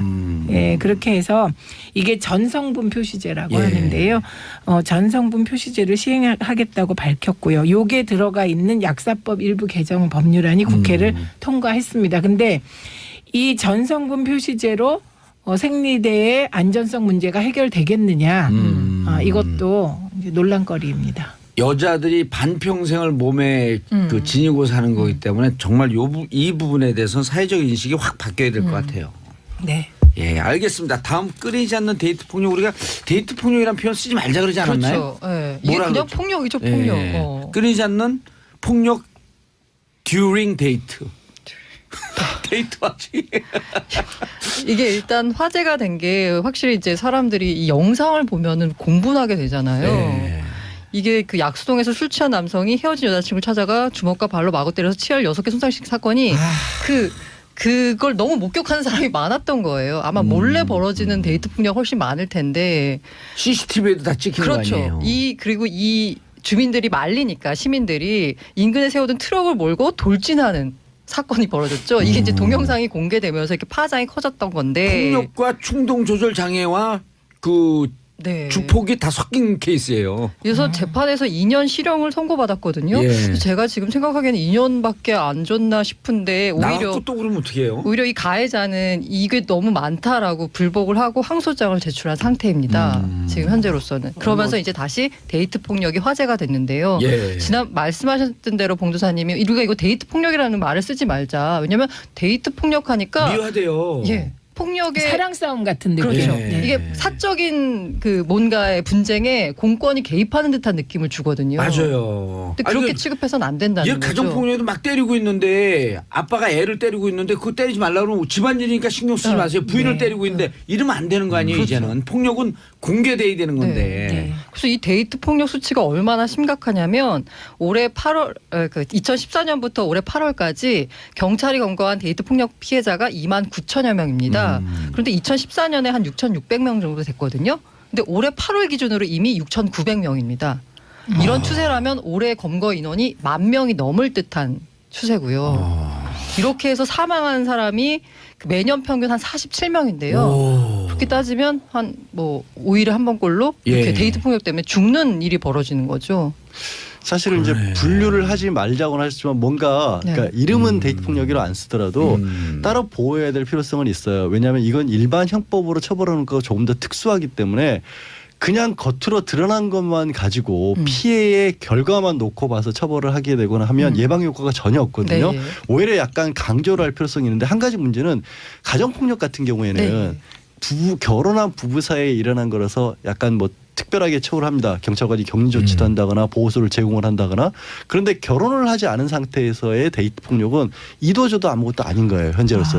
그러니까 그냥 일반 형법만 적용을 하다 네. 보니까 한계가 너무 많은 겁니다. 근데 사실 남녀 사이에서 그런 정도의 폭행까지 겉으로 드러날 정도면 그 안에 그 전에 더 많은 일들이 있었을 가능성이 있거든요. 그래서 저는 이거는 이름은 뭐라고 붙이든지 간에 분류를 좀할 필요가 분류를 해서 있다. 좀 아니면 가정폭력의 범위를 아주 넓히다든가 해서 사법적으로 뭔가 처리를 해야 된다고 봐요. 그래서 실제로 그 표창원 의원이 발의한 법안이 있는데 관련해 가지고 이 말씀하신 대로 피해자 보호에 초점을 둬서 격리 조치라든가 뭐 그 어떤 일이 벌어졌을 때는 신고 체계를 구축해야 된다든가 뭐 신변 안전 조치 이런 부분에 초점을 둬서 하고 있고요.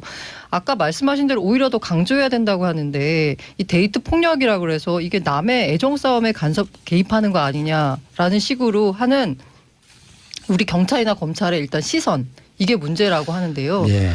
지금 있는 법으로도 엄중하게 처벌할 수 있는데 오히려 데이트 폭력이라고 해서 더 약하게 뭔가 사정이 있었겠거니 하고 봐주는 듯한 그 수사기관의 태도에 문제가 있다라는 네. 지적도 있습니다. 현장에서는요 수사기관들이 곤욕스러운 부분이 굉장히 많아요. 개입한 이후에 좀 피해자가 돌변하는 경우들도 실제로 있거든요. 알겠습니다. 그러니까 그런 것들을 더 강력하게 법이 만들어야 자, 하는 거예요. 샵1035 문자 보내주시고요. 마지막 임신 중절제 폐지 청원. 예. 양지열 변호사님이 가져온 뉴스죠. 저희도 이 시간에서도 많이 다뤘어요. 네. 그러니까 용어 자체도 낙태가 아니라 임신이 중절로 해야 되고 여성에게만 책임을 묻는다는 측면이 굉장히 문제다. 그 조국 민족수업 같은 경우에도 한 3가지 정도 이유를 들어가면서 예.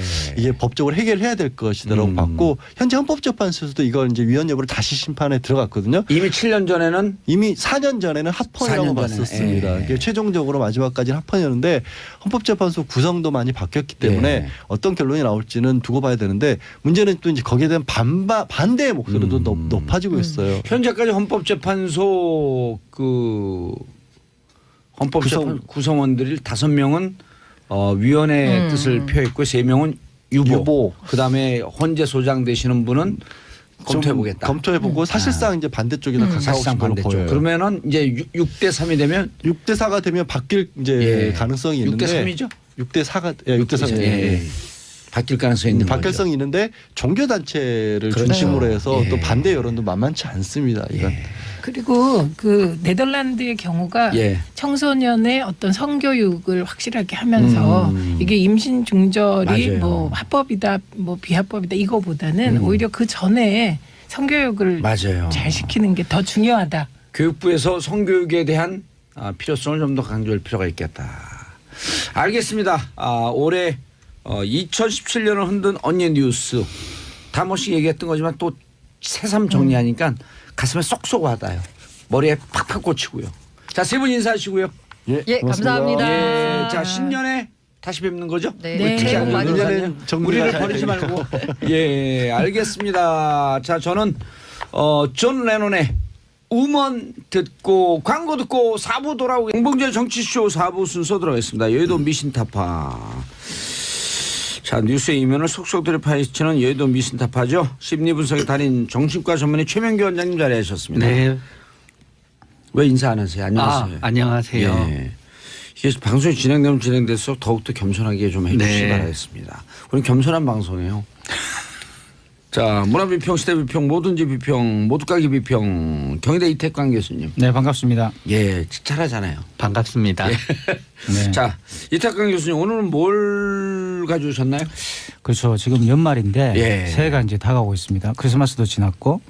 그런데 요즘에 그 20, 30대들의 새해 소망이 퇴사라고 합니다. 그러니까 회사를 나가는 것. 오호. 그러니까 뭐 취업을 해도 그죠?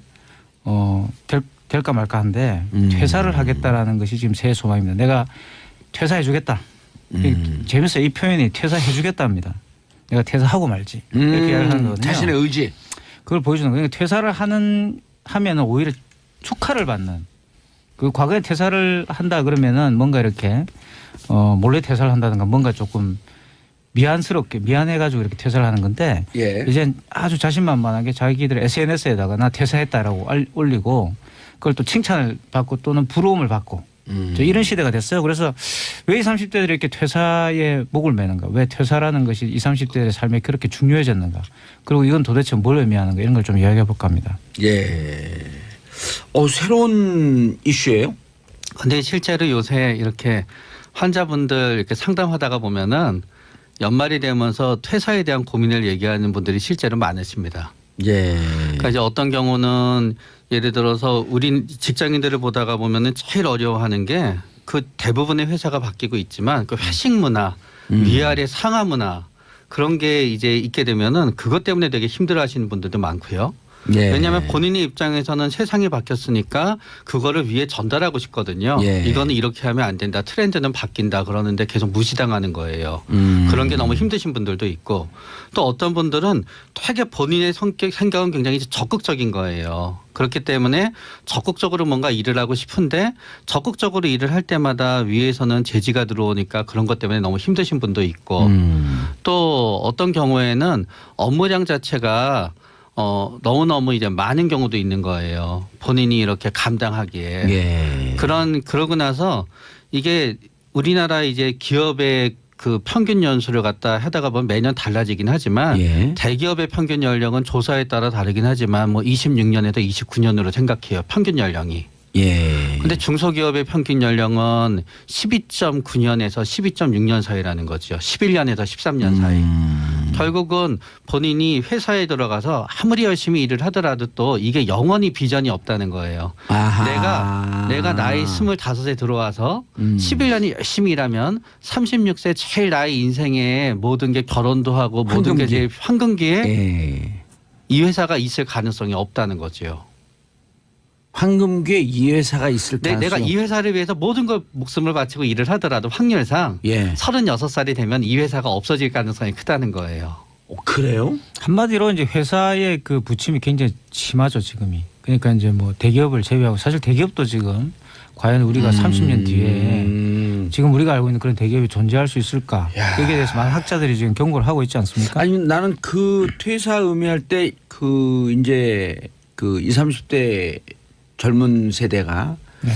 한 2, 3년 일했는데 자꾸만 이게 무슨 그 내 인생이 소모되는 것 같고 다 때려치고 내가 뭐 세계 여행도 한 6개월 동안 좀 모아둔 돈 갖고 세계 일주도 한번 6개월 동안 하고 견문도 좀 넓히고 내 일을 하고 싶은 일을 좀 찾겠다. 내 인생을 찾겠다. 이런 의미로 받아들였거든요. 근데 그렇게 행복하신 분들, 행복한 고민을 하는 분도 있긴 하시지만 대부분의 분들은 퇴사를 했을 때 퇴사를 하기까지 엄청난 고민과 갈등이 있어요. 대부분의 분들은 퇴사를 했을 때 그렇게 모든 거를 할 정도의 여유가 있는 그렇죠. 분들은 없죠. 거의 없고요. 예. 그러니까 퇴사하게 되면은 당장 우리 부모님 도와드리는 돈은 어떡하지? 더군다나 지방에 올라와서 어렵게 취업하신 분들은요. 예. 퇴사하고 나서 뭔가 다른 경력을 쌓기 위해서는 서울에서 뭔가 공부해야 되는데 혹은 대도시에서 공부해야 되는데 그동안의 그 비용은 어떡하지? 그러니까 이 퇴사가 우리가 생각하듯이 그렇게 마음 편하게 여유롭게 퇴사하는 건 어떤 의미에서 어떤 편견이고요. 굉장히 힘들어요. 그 결정하기까지도. 그러니까 이제 퇴사를 한다는 것 자체가 그 회사 구성원들한테는 굉장한 이제 칭찬받을 일이 되는 거죠. 그러한 어려움이 있음에도 불구하고 또 용기를 내서 퇴사를 했다라는 것이고요. 물론 나이 드신 그 세대, 어르신 세대가 볼 때는 이런 그 젊은 신입 사원들의 어떤 그런 모습들이 마음에 들지 않을 수도 있습니다. 그러니까 과거에 이명박 정부 때 특임 장관이었죠. 이재호 씨가 이제 했던 말, 뭐 예를 들어서 뭐 요즘 젊은이들이 헝그리 정신이 부족하다, 그죠? 과거 우리 세대는 그렇게 힘든 일이 있더라 꼭 참고 일을 했는데 요즘 젊은 세대는 참지를 못하는 것 같아요. 세대가 완전히 틀리죠. 이런 이야기를 하고 있는데 그 세대에 맞는 인간형을 요구해야죠. 그렇죠. 그러니까 나이 드신 분들이 봤을 때는 이게 문제가 있구나라고 생각하실 수 있겠지만 금방 이제 최 원장이 말씀하신 것처럼 우리나라 산업 구조가 바뀐 측면도 있다는 거예요. 아니 우리가 대학교 때 그 민주화 운동하게 되면 어르신들이 그랬잖아요. 너네가 전주교 전쟁을 겪어봤어? 그렇죠. 그럴 때 우리가 뭐라면 좀 그 너무 아재스러운 꼰대스러운 발상이다 이렇게 얘기했잖아요. 그렇죠. 또 우리가 지금 세대들한테 지금 그 뭐 이렇게 열심히 사회 참여 안 하는 세대들한테 누가 한 사람 그랬어요? 너네가 광주 항쟁을 알아? 그건 6.25를 아냐고 물어보는 세대와 똑같은 또 다른 편견이다. 그렇죠. 그래서 막 저항을 했단 말이에요. 지금 그러니까 세대들의 가치관은 분명히 바뀌었습니다. 말씀하신 것처럼 바뀌지 않는 것도 참 이상한 나라죠. 그러니까 계속 바뀌는 것은 전 나쁜 건 아니라고 보는데 그럼 지금 젊은 세대들의 가치관을 이해하려는 자세가 기성세대에 필요하다는 것이고요. 그래서 그런 관점에서 바라봐야 된다는 거고 그리고 최 원장이 말씀하신 것 중에 제가 굉장히 공감할 수 있는 게 요즘 이 젊은 세대들이 사실 자기의 직장에 대한 불안감도 있지만 직장이 더 이상 자기 개발 또는 자기 그 발전에 도움이 되지 않는다라는 거예요. 이게 굉장히 큽니다. 그냥 이게 결정적이죠. 그러니까 그러한 어려움들을 감수하면서까지 퇴사를 한다는 것은 지금 젊은 세대들에게는 더 가치의 중심이 본인의 발전에 있다는 거예요.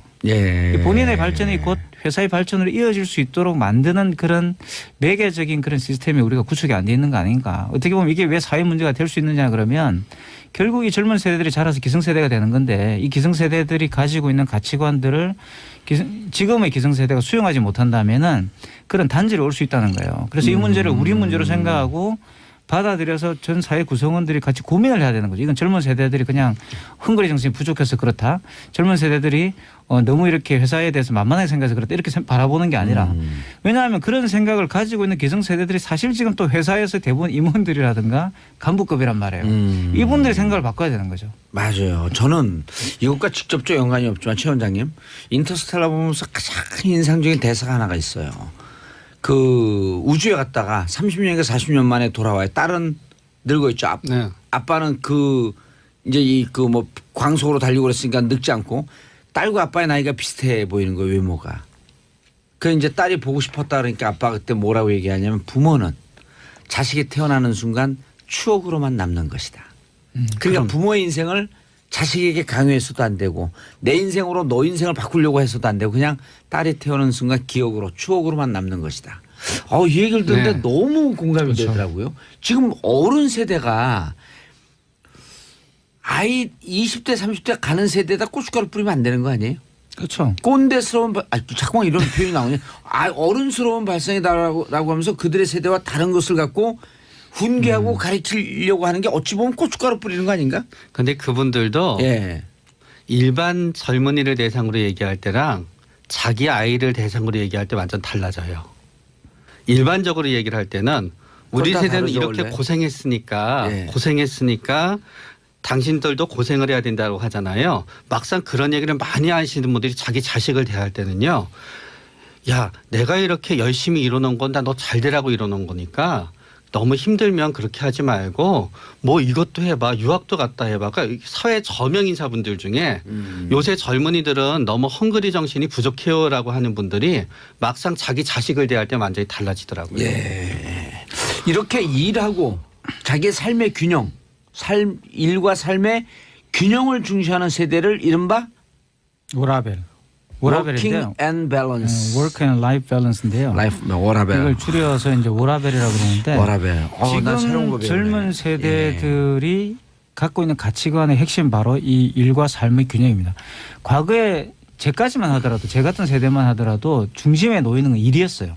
가족이 중요한 게 아니라 물론 가정도 중요하다고 우리는 알고는 있었지만 일이 문제가 된다면 일에 더 중점을 두는 예. 이제 그런 식의 삶을 살았죠. 그게 이제 한국이 어떻게 보면 지금까지 고도 성장을 겪어오면서 가지고 있었던 가치관이었다 한다면 지금 젊은 세대들은 그렇지 않습니다. 사실 이게 왜 사회적 문제냐면 사실 젊은 세대들 취업한 그 젊은 세대들 중에서 퇴직률이 지금 퇴사율이 27%가 넘어요. 퇴사 그냥 10명 중에 그러니까 2명 정도는 퇴사를 한다는 겁니다. 1년 내로. 근데 그분들이 대부분 갖고 있는 가치관이 뭐냐면 왜 그러면 퇴사를 했느냐 물어보면 퇴사를 결심하게 됐느냐 일과 삶의 균형을 직장이 보장해 주지 않는다 했어요. 이거는 뭐냐 그러면 직장을 중심에 놓는 게 아니라 자기의 어떤 삶의 가치 그러니까 일과 삶의 균형을 이루어야 된다고 하는 그 가치에다 중심을 둔다는 거예요. 완전히 바뀌는 세대죠 이 세대가. 그러니까 한국이 바뀐 겁니다. 그러니까 가치관이 이 문제 그러니까 이게 이제 아니 금방 기성세대는 번듯한 대기업에 다니고 연봉이 높으면 좋은 직장이다. 그렇지 않습니다. 이렇게 생각했는데 심지어 지금 워라밸 대기업에 다니는 신입사원들도 퇴사를 해요. 대기업에 다니는 신입사원들도. 아, 그럼 심지어는 나도 이제 공무원. 나도 이제 아재니까 그럼 뭐 먹고 지금 살지? 공무원 시험을 그렇게 열심히 준비해가지고 되신 분이 퇴사를 합니다. 공무원은 내하고 안 맞아 이러면서. 그러면 우리가 생각할 때 쟤는 왜 저렇게 쉽게 결정을 하지? 부모님 입장에 그렇게 생각할 수 있잖아요. 근데 그게 아니라는 거예요. 지금 젊은이들은 오히려 복지나 사원에 대한 어떤 그런 그 모티베이션을 주는 회사를 좋아하는 거지. 가가지고 그냥 월급 따박따박 나오고 부모님들이 이야기하는 것처럼. 예. 그리고 이 뭐 노후가 안정되는 이런 걸 바라는 게 아니에요. 그러니까. 돈 좀 덜 벌어도 제때 퇴근하고 싶은 사실 이제 회사. 그거를 자기 보여준 인생도 상징의 말이 즐기고. 칼퇴죠. 칼퇴. 칼퇴. 그래서 오죽하면 대선 때 칼퇴근법이 나왔겠어요. 제2의 인생을 살 수 있는 그러니까 삶의 중심에 직장을 두는 게 아니라 직장이 내 삶을 유지하는 하나의 수단이라 본다는 거지. 사실 이게 정상적인 삶이에요. 이 사실은. 교수님 그러면 그 일본에서 이제 아르바이트만 하면서 생활을 유지하는 그 족을 무슨 족이라 그러죠? 프리터족이라고 그러죠. 아 프리터족. 프리 아르바이트. 프리터족은 예. 이거하고 좀 근데 틀린가요? 아니, 비슷해요. 그냥 비슷한데 이게 예. 뭐냐 그러면 프리터족이 또 되려 그러면 이 글로벌라이제이션이라는 게 또 이루어져야 됩니다. 아. 그러니까 뭐냐면 6개월을 일본에서 열심히 일하고 6개월을 이제 물가가 싼 곳에 가서 사는 거예요. 아. 남미나 동남아시아나 아프리카 같은 데 갑니다. 그럼 사회는 그러한 젊은 세대의 가치관을 넓혀주기 위해서는 그렇죠. 복지를 잘해야겠네요. 그렇죠. 복지를 잘 해야 되고 우리나라가 노후 복지도 잘 돼 그런 있어야 젊은 되고. 세대들에게 굉장히 프렌들리한 나라가 돼야 되는 거예요. 그래야지 이분들이 안 떠나는 거지. 멋진 얘기네요. 그러니까 이제 자 이상래님 저희 집 아들 올해 공채 입사하고 한 달 전 사표 내고 자기가 평소에 원하던 거 합니다. 행복하답니다. 아 이걸 또 긍정적으로 바라봐주는 아빠에게 우리가 그렇네. 정말 좋은 존경의 부분이죠. 박수를 보냅니다. 짝짝짝 두 분은 왜 안 보내요? 네, 저는 입으로 짝짝짝. 박사 굉장히 2038님 저 이번 주 퇴사합니다. 지금 말씀하시는 것 때문에 고민 많이 했는데 이제 마음이 편하네요. 2038님 2038님의 퇴사에 우리가 꽃가루 뿌려드리겠습니다. 뭐 훌륭한 PD가 결심을 하셨습니다. 또 우리 PD가 진정한 너무 인생을 오글거린다고 살시는. 밖에서 좋아갖고 막 싱글벙글해요. 근데 사실 퇴사가 분명히 용기를 필요로 하는데요. 예. 그게 자기를 돌아보고 또 자기 앞날을 설계할 수 있는 그런 기회로 삼으면 우리가 재충전을 말 하잖아요. 그죠? 이런 게 되게 중요합니다. 이제는 회사가 먼저 워라밸 경영을 하는 곳도 있는데 제가 청담동에서 이런 그 회사 하나 알아요. 칼퇴근해라. 그리고 노동자는 월급 많이 주고 많이 놀려야지 일 잘한다. 뭔가 깔때기 네. 같은데. 그 벙커라고 하는 회사가 있어요. 깔때기야. 아니 입사한 지 2년 됐는데. 근데 좋은 회사입니다. 아니 좋은 회사. 입사한 지 네. 2년 됐는데 연봉이 2배로 뛰었어요. 그리고 칼퇴. 근데 추가 근무하면 무조건 시간당 10,000원씩 무조건 책정해주고. 네. 그런데 이게 맞는 게 예. 왜냐하면은 이제 인구가 줄어든다 하면은 우리는 어떤 의미에서 막 실질적인 노동을 하는 사람이 줄어든다고만 생각하잖아요. 인구가 줄어들면은 위에서 아래까지 전부 다 인구가 줄어들어요. 만약에 영국의 인구가 계속 늘어났다 그랬으면은 그 많은 선수들이 프리미어 리그에 가서 뛸 이유가 있었을까요? 예. 독일 대표팀의 절반은 외국인이에요. 비슷하게 인구가 줄어드는 과정에서 좋은 인재를 갖다 뽑기 위해서는 결국 뭔가 제시해 줘야 되는데 맞아요. 결국 그게 돈만으로는 안 된다는 거예요. 돈과 어떤 삶의 밸런스가 균형이 맞는 직장이 최고의 직장이 되는 거지. 복지, 직원의 복지가 중요한 거죠. 네. 그런 의미에서 복지와 어떤 의미에서 개인의 의사 과정에 대한 존중은 앞으로 기업이 좋은 인력을 채용하는 데 있어서 가장 큰 인센티브가 된다는 거죠. 아니 사실 기업 입장에서도 한 1년 동안 오게 되면 일을 가르치지 않은 대학에서는 대한민국 교육의 특징이 뭐예요? 사회생활에서 필요한 것은 진짜 하나도 안 가르친다. 직장에서 필요한 건 하나도 안 가르치거든요. 그럼 지가 들어가서 자신들 들어가서 직장에서 1년 동안 배워 열심히. 그렇죠. 그리고 딱 그만두게 되면 직장에서는 손해를 보는 거죠. 손해를 보는 거기 때문에 네. 워라밸 경영을 해야 될 필요가 있겠다. 나가지 않도록. 그게 이제 과거에 한국이 굉장히 고등교육의 대중화 이런 걸 통해서 많은 인재들을 양성을 했는데 대학에서 이제 그 사람들 그냥 갖다 쓰면 회사는 되는 거였잖아요. 이제는 그게 아니라는 거죠. 그러니까 신입사원들이 자기의 가치를 찾는 게 우선되기 때문에 회사 입장에서도 그 신입사원들의 요구에 맞춘 그런 경영을 할 필요가 있습니다. 한국이 고도성장에 멈추는 게 아니라 우리가 박정희 패러다임을 극복해야 한다 그렇게 말을 하지만 사실 이런 걸 극복해야지 박정희 패러다임을 극복할 수 있는 거예요. 사실 이미 이런 경영을 실천하고 있는 곳이 있죠. 그러니까 예전에 이제 TV에도 소개가 됐는데 벤처기업 중에 한 기업이 본인들 사원복지를 위해서 하는 일 중에 가장 흥미로운 게 하나 있습니다. 뭐냐 그러면 구내 식당에다가 호텔 요리사를 초청해 가지고 무료로 급식을 제공하는 거예요. 그러니까 신입사원들이 이든 뭐 그게 회사 구성원인들 그 식당에 가서 밥을 먹으면 호텔에서 밥을 먹는 거와 똑같은 거예요. 그리고 금요일이 되면은 칼퇴를 시키죠. 대신에 평소에는 왜 칼퇴를 안 시켜요? 뭐 칼퇴를 그 벤처기업이니까 아무래도 뭐 야근도 하고 하겠지만 금요일에 무조건 다 칼퇴는 거죠. 야근을 하면은 이제 벌금을 주고 벌칙을 매기고 그리고 그 칼퇴를 할 때 그 식당에서 그 사원들이 들고 갈 음식들 그 집에 가서 가족들과 함께 먹으라고 음식들을 준비해서 다 나눠줍니다. 아니 우리가 10년 전 15년 전에 신흥 젊은 기업으로 성장한 애플이라든지 그렇죠. MS라든지 이런 데 회사 모습이 나오잖아요. 넥타이 매지 않고 캐주얼한 복장으로 언제든지 근무하고 그리고 직장이라고 하는 것이 마치 호텔 로비처럼 되어 있는 그러니까 이런 것이 워라밸을 그렇죠. 손수 경영했던 사실 실리콘밸리가 이걸 앞장서서 했던 거고요. 그게 왜냐하면 경영학에서도 사실 창조성이 원천이 되기 때문에. 그러니까 구글이 인터뷰를 제가 봤는데 구글 대표의 인터뷰를 봤는데 재밌는 게 있어요. 구글에서 가장 신경을 쓰는 게 뭐냐. 그러니까 우리는 구내 식당에 가장 신경을 씁니다. 이렇게 이야기를 해요. 왜냐하면 사람들이 회의 자리에서 아이디어를 내는 게 아니라 식당에서 나와 다른 분야에 있는 사람을 만나가지고 아이디어를 얻게 돼 있다는 거죠. 그러니까 식당에 가장 훌륭한 요리사 미슐링 요리사를 데려다 놔요. 구글에서. 그래서 주변에서 먹으러 올 정도로 거기가 유명하단 말이에요. 그런 것들이 사실은 별거 아닌 것처럼 보이지만 그것이 지금 현재의 워라밸 라이프 스타일을 실천하는 사람들에게는 굉장히 좋은 회사에 가고 싶은 이유가 되는 거죠. 근데 그게 회사 경영으로 봤을 때 굉장히 좋다는 거예요. 아니 우리 얼마 전에 기사를 봤더니 아이돌 이 연예 기획사 중에 박신영 JYP 말고 SM 말고 또 하나 있잖아요. 큰 데가. 네, 있지요. 네. 뭐죠? 양현석. 그러니까 YG의 구내 식당이 나왔어요. YG의 구내 식당이 나왔어요. 네. 너무 밥 시간이 좋다는 거예요. 밥이 좋아갖고 그 아이돌들이 쭉 줄을 서갖고 너무너무 우리 식당이 좋다고. 그러니까 아까 말씀하셨던 호텔 셰프를 데리고 온다든지 그 호텔 이 식당을 아주 좋은 그 분위기로 만든다든지 그런 점에서 저는 SBS 구내 식당이 제일 좋아요. 밥이 맛있어서. 또 깔때기인데. 사실 중요한 건 밖에 나가서 좋은 거 먹는다 밖에 나가는 PD 작가님들 잘 이해가 안 돼요. 어떨 때는. 구내 식당이 최고야. 그러니까 지금 젊은 세대의 퇴사 문화에서 우리가 봐야 될 것은 그러니까 바로 삶과 일의 균형이라는 겁니다. 그러니까 퇴사를 해라 뭐 퇴사를 장려하고 이런 게 아니라 마음에 안 들면 퇴사 때려쳐라 이런 이야기가 아니에요. 가장 중요한 것은 일과 삶의 균형을 맞추는 그런 직장 생활을 해야 된다. 그리고 기업들도 이제 그런 데 신경을 써야 되고 국가 정책도 거기에 맞춰야 된다. 그렇죠. 칼퇴를 해야 된다는 칼퇴를 시켜야 된다는 거예요. 무조건. 그러니까 이렇게 해갖고 워라밸 찾으면서 그만두는 사람이 없게끔 그렇죠. 회사에서 그게 목적인 거죠. 근로 분위기를 바꿔야 된다. 그래 언제든지 내가 회사 그만둬 재충전의 시간을 가질 수 있으면 마치 대학 교수가 연구년 갖는 것처럼 직장에서 연구년 가져야 되는 여의도 거죠. 미신타파가 6개월 만에 가장 의미 있는 방송을 하는 것 같아 오늘.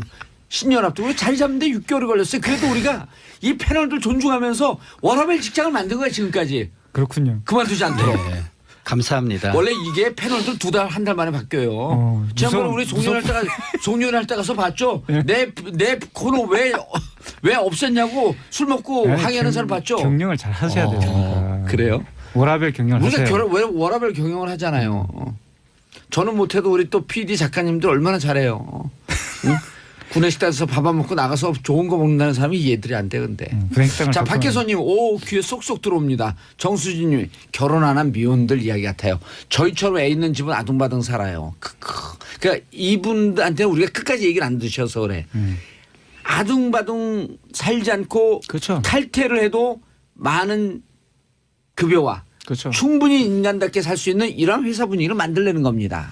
맞아요. 예. 그게 핵심이에요. 이순열님 저도 회사 그만두고 싶어도 못 그만둬요. 먹고 살아야 하니.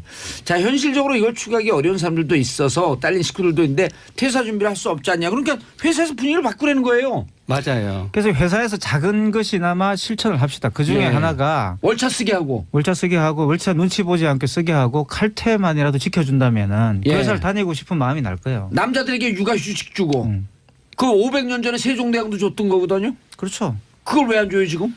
사실 뭐 우리나라 정도 되면 OECD 국가가 됐으면 그 정도는 해야 되는 거죠. 아니 남자분들에게 애 낳지 휴직 쓰라는 거예요. 휴직 쓸 때 되면 눈을 딱 레이저 쏜대요. 당신 정신 나갔어 지금? 맞죠. 여기 엄청난 부담이 되고 예. 그런 다음에 이제 또 그 업무를 손에서 놓는 순간 예. 나중에 왔을 때 자리가 도태된다고. 없을까 봐 너무 두려워해요. 아니 근데 최명기 원장님이 이게 이 대목에서 목소리를 떨고 오는 게 남자 직장인들에게 그 병원에서 퇴직이나 이런 그 육아 휴식 쓴다 할 때 거부한 거 아니에요? 저희는 없어요. 남자 직원이 없어요. 본인이 직원이자고 대표 네. 1인 기업. 예, 이게 워라밸이에요. 워라밸이네. 본인은 근데 예, 저렇게 좀 되면 슬프네요. 일을 본인이 더 많이 합니다. 저희는 2인 직장이에요. 저하고 집사람하고 둘이서. 차라리 마음 편할 수도 있죠. 예. 그래서 저는 그런 게 단순하게 그냥 뭐 젊은 세대가 헝거리 정신없다 이런 이야기가 아니고 우리가 삶을 인간답게 살 수 있는 그런 기반을 노력해서 만들어 봅시다. 회사에서 그래서 만들어주고. 직장에서나마 작게 실천을 해보자. 다니고 싶은 직장을 만들어 보자. 누가 반대를 하겠어요 여기에 대해서. 맞아요. 그래서 좋은 직장 만들어지잖아요. 그래서 자신들 권리를 찾으면 그게 또 어디로 가냐면 사회는 민주주의적 인식이 발달된 사회라는 거죠. 그렇습니다. 자, 오늘 정말 6개월 만에 귀에 팍팍 꽂히는 수고하셨어요 두 분. 네, 6개월 감사합니다. 만에 이런 좋은 프로 만들으라고. 칭찬 아닌 것 같아요. 자, 두 분 인사하시고요. 네. 자, 두 분 새해 뵙겠습니다. 저는 내일 오전 10시 5분에 돌아옵니다. 자, 평화를 사랑하는 대한민국 국민 여러분, 평창 평화올림픽을 만듭시다. 땡큐 피스 평창올림픽.